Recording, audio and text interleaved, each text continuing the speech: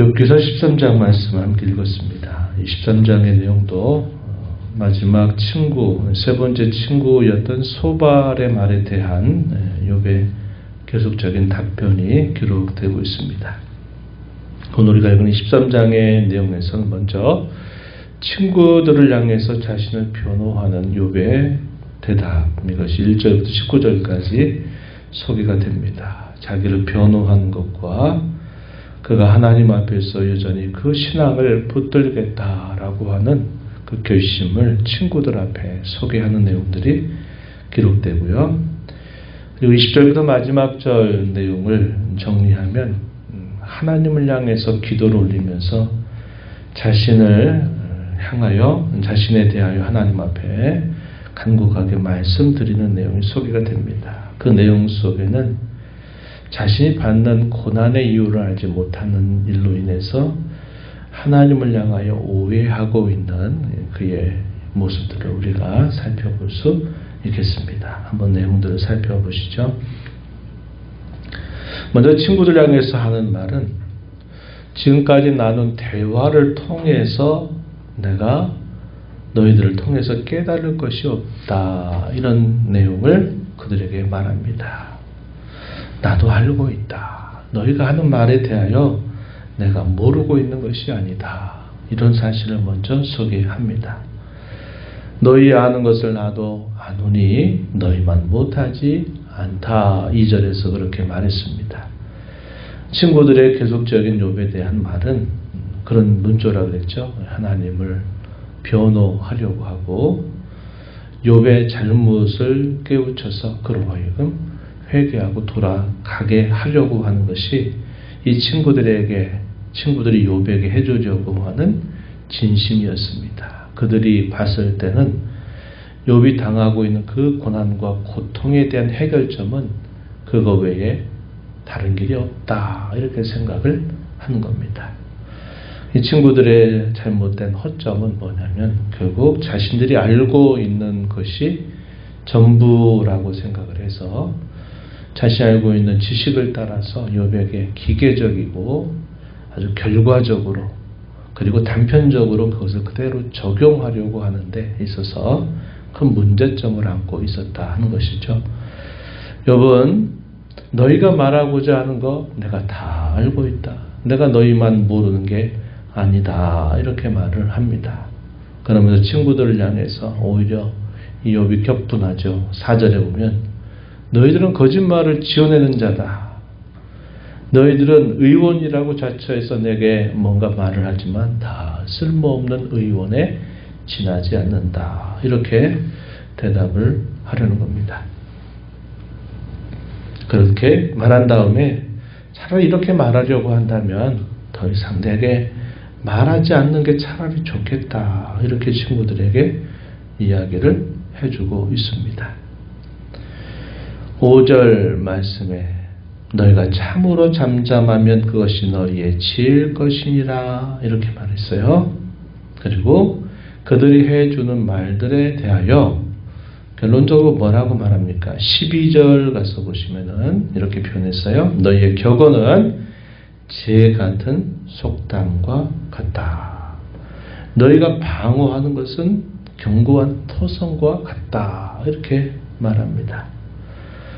뭔가 지혜를 말해서 나를 깨우치고 나에게 설득하려고 하지만 너희가 하는 말은 마치 재와 같은 속담에 지나지 않는다. 아무런 쓸모가 없다는 거죠. 너희가 내가 하는 말에 대해서 방어하고 대답하는 것은 견고한 토성과 같다. 들으려고 하지 않는다, 이 말이죠. 이런 표현들을 사용함으로써 자기 자신을 변호하는 내용들을 소개하고 그 친구들을 향해서 그가 대답하는 말 중에서 3절 말씀에 보면 이렇게 말합니다. 참으로 나는 전능자에게 말씀하려 하며 하나님과 변론하려 하노라. 친구들과 대화를 해서 뭔가 얻고 깨닫고 배울 것이 있다기보다는 아무런 도움이 되지 못한다 하는 말을 이야기하면서 자신은 하나님과 말씀을 나누고 싶다. 내가 하나님께 말씀드리고 그분으로부터 내가 말씀을 듣고 싶다 하는 표현들을 하고 있어요.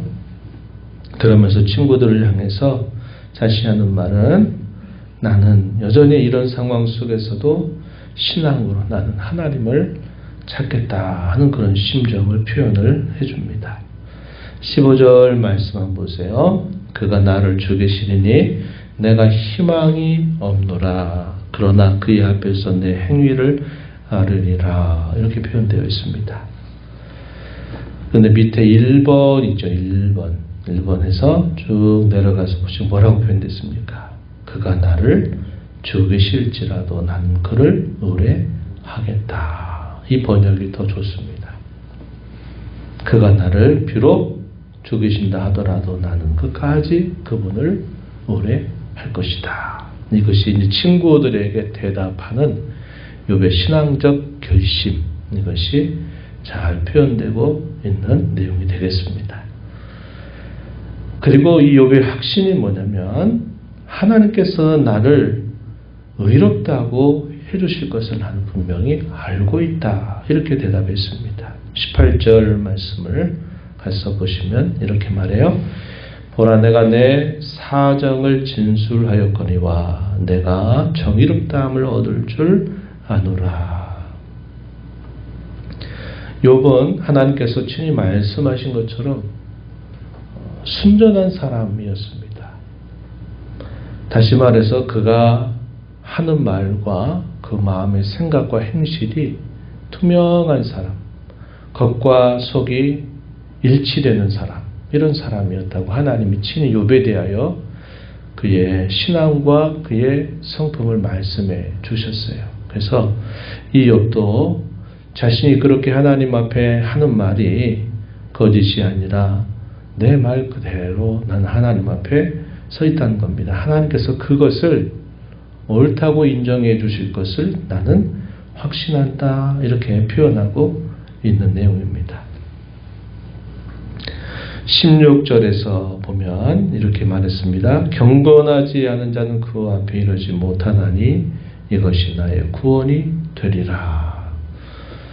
이것이 자신이 하나님 앞에 옳게 살아서 구원이 된다. 이런 말이라기보다는 친구들의 계속적인 비판에 대하여서 내가 이렇게 말하는 것이 내가 거짓을 꾸며내거나 거짓된 말을 하는 것이 아니라 나는 순전한 말을 하나님 앞에 하고 있다. 하나님이 그것에 대하여서 나를 인정해 주실 줄 나는 확신한다. 이러한 표현들을 하고 있는 겁니다. 법정에 섰을 때 그래 이게 맞다라고 하나님께서 해주실 것이다 라고 확신을 표현하고 있는 욥의 모습이죠. 우리가 어떤 일들이 항상 있을 때마다 가장 빠르고 진실한 해결, 빠르고 합당한 해결은 어디서 나올까요? 이 순전함에서 나오는 겁니다. 계속 아닌 것을 맞다라고 계속 주장하려고 하면 계속 또 다른 거짓말을 또 만들어내고 지어내야만 돼요. 근데 결국 가면 어떻게 합니까? 그게 거짓됨이 드러나게 되는 것이 분명히 따라오는 일입니다. 그래서 우리 성도들이 우리가 말에 힘을 가질 수 있는 것은 우리 말과 생각과 행실이 순전해야 된다 이 말이죠. 그것이 견고하고 그것이 큰 힘이 된다 하는 것을 우리가 이걸 통해서 배울 수 있겠습니다.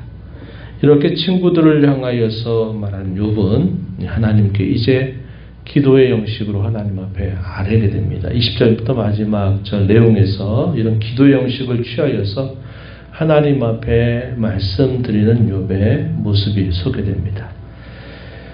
욥은 하나님을 향해서 뭐라고 표현했느냐? 20절에 보면 내게 이 두 가지 일을 행하지 마시옵소서라고 간청을 드리고서는 이렇게 말합니다. 주의 손을 나에게 대지 마시옵소서. 21절 또 이어지는 표현에 주의 위엄으로 나를 두렵게 하지 마시옵소서. 이 두 가지를 내가 주께 간구를 올립니다. 이렇게 표현하고 더 나아가서는 하나님과 만나고 싶어하는 욥의 간절함이 표현되고 있습니다. 22절 말씀 한번 보시면 이렇게 말했어요.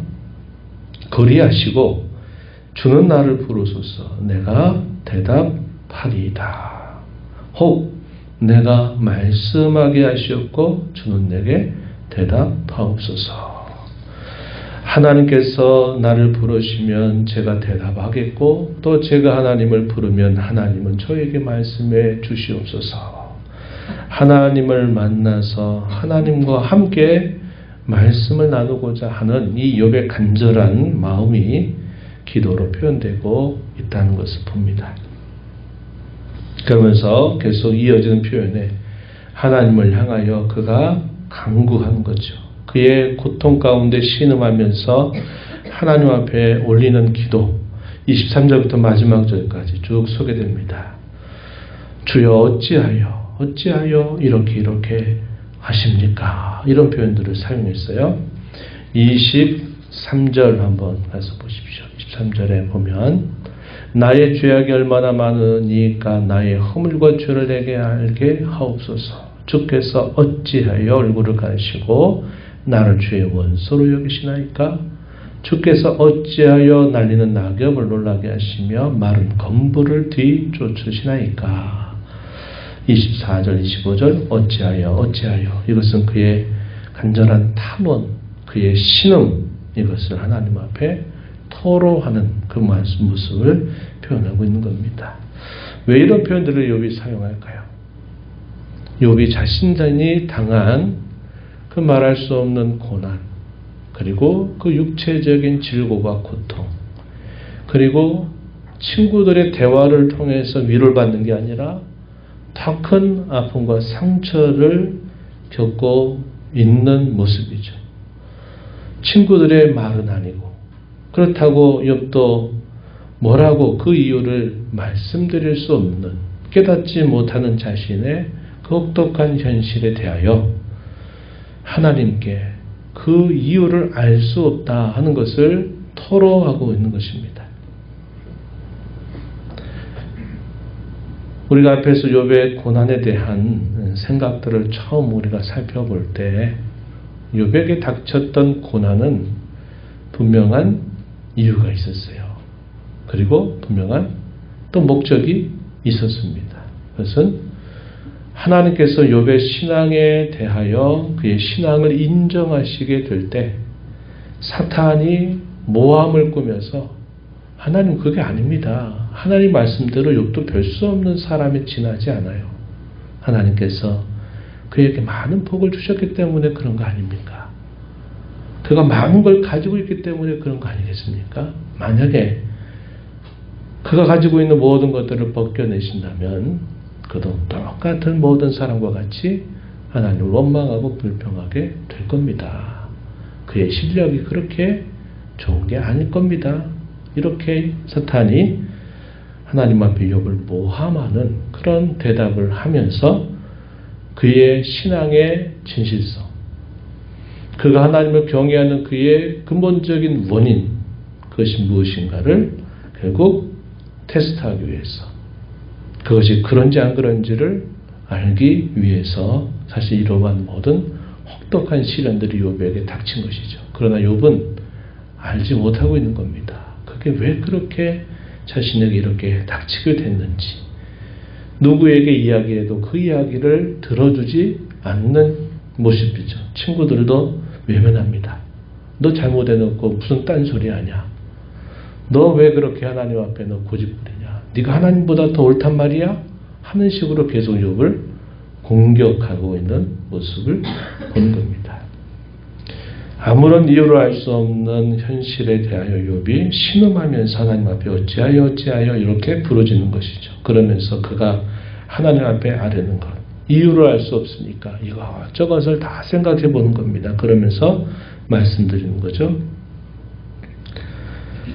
26절에서도 나를 대적하사 괴로운 일들을 기루가시나이까? 내가 젊었을 때 지은 죄를 이제 받게 하시나이까? 내 발을 착고에 채우셔서 하나님 내 팔자취 하나하나를 다 따져보고 계시는 것 같다. 나를 점검하시나이다. 이렇게 고백을 하고 있습니다. 내 허물과 죄가 무엇인가를 알게 해달라고 또 하나님 앞에 말씀을 드리기도 하죠. 자신의 그 극심한 처지에 관해서 마지막 절에 이렇게 표현했습니다.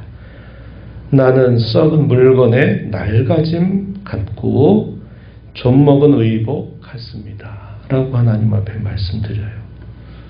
썩은 물건의 낡아짐. 썩은 물건이 낡아지면 결국은 다 쓸모없어 버려지게 되겠죠.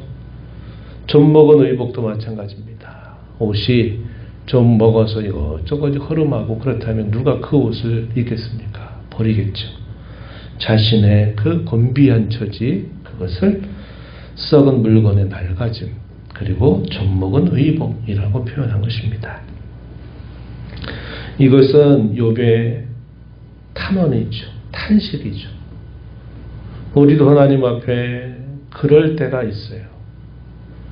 도무지 이 길이 어디 있는지를 알지 못하고 내가 서 있는 자리가 어디인지, 내가 지금 가고 있는 이 걸음이 도대체 어딜 향해서 나아가고 있는지를 알 수 없게 될 때 우리 하나님 앞에 이러한 탄식을 하게 되는 것이고, 많은 우리 믿음에 앞선 선배들이 하나님을 향하여 이렇게 부르짖는 모습이죠. 이것은 하나님을 향한 원망이나 불평이라기보다는 자신의 상황에 대하여 알 수 없는 그 일에 대해서 하나님 앞에 간절하게 부르짖는 그 영적인 그런 애탄, 이런 것들을 표현하고 있는 그런 모습이다 볼 수 있겠습니다.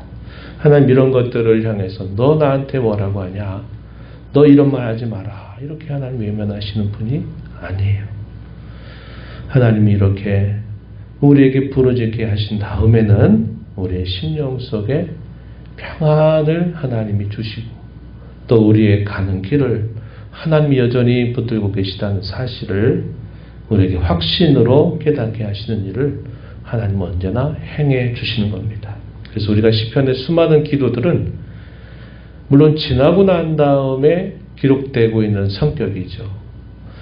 자신이 지금 기도하게 되고 있는 이 상황이나 어떤 사건, 이것은 사실은 어떻게 될지 모르는 상황에서 하나님 앞에 기도했는데 시간이 지나 보니까 하나님 그 기도를 응답하셨다고 하는 사실을 깨닫게 되면서 그가 기록을 한 겁니다. 이게 시편의 기록이에요. 마치 그 곤란한 상황 속에서 기도하면서 이걸 다 펜들고 쓰면서 이렇게 기도하겠어요? 말이 안 되죠. 그 답답하고 괴로운 상황 속에서 하나님 앞에 간절하게 부르짖었던 것이 시간이 지나고 나서 보니까 하나님이 다 응답해 주신 것을 확신하면서, 내가 그때 그렇게 기도했는데 하나님이 이렇게 응답하셨구나 하는 것을 그가 체험하고 난 다음에 그걸 기록을 하는 겁니다. 그 기록을 왜 할까요? 오고 오는 모든 교회와 성도들이 읽고 하나님이 그렇게 일하신다는 것을 깨닫게 하려고, 우리가 곤란 중에 있을 때 우리가 피할 수 있는 유일한 길은 하나님 밖에는 없다고 하는 사실들을 우리에게 보여주기 위해서 그렇게 기록을 통하여 우리에게 남겨주신 말씀들이 되는 것입니다. 욥에게 있어서 가장 큰 문제는 친구들도 아니고 자신의 고난의 문제보다도 더 지금 그를 괴롭게 하는 것은 하나님이 마치 자신의 이 모든 삶 속에 함께 하시지 않는 것처럼 느끼는 그 영적인 갈급함, 그 답답함에 대한 해결입니다. 친구들의 목적은 뭘까요? 너 예전에 그렇게 잘 됐지? 네가 하나님 앞에 회개하고 내가 잘못을 돌이킨다면 또 옛적의 모습으로 너 돌아갈 거야. 이걸 얘기하죠. 친구들의 관심은 예전에 욥 너 그 모습대로 돌아가는 것이 너 정말 중요한 거 아니냐. 이렇게 친구들은 그렇게 욥을 이끌어가지만 욥은 자신의 모든 것들이 다 벗겨졌을 때, 양파 껍질같이 어쩌면 자기가 소유하고 있는 것, 자기가 여태까지 누려왔던 것들을 다 취해가셨을 때, 복이 아닌 화를 당하고 있는 그런 상황 속에 자신에게 가장 큰 문제는 하나님과의 깊은 만남이고 하나님과의 깊은 대화입니다. 그분을 통해서 내가 무엇인가를 답을 얻고자 하는 그의 간절한 심정에 있다 하는 겁니다. 일과 사건이 지나가고 난 다음에 우리는 어디에 우리의 목적을 두어야 할지를 배워야 합니다. 그건 뭐냐면 일과 사건이 지나가고 나면 우리는 그 고통으로부터 해결되면 됐다라고 생각하지만 성경이 우리에게 가르쳐 주거나 욥이 우리에게 가르쳐 주는 것은 뭐냐면 일과 사건이 지나가고 끝나는 게 목적이 아니라 그 일과 사건을 통하여 하나님을 깊이 만나고 그분과 교제하는 것이야말로 가장 중요한 일이다. 이것을 우리가 배울 수 있어야 한다 하는 것입니다. 우리 성도의 삶의 궁극적인 목적은 하나님을 가까이 하는 것입니다. 그분과 깊이 교제하고 그분과 동행하는 삶을 살아가는 것이야말로 우리에게 가장 소중한 것임을 우리가 배우면서 이것을 늘 우리 신앙의 중심으로 삼고 살아가는 저와 여러분이 되기를 바랍니다.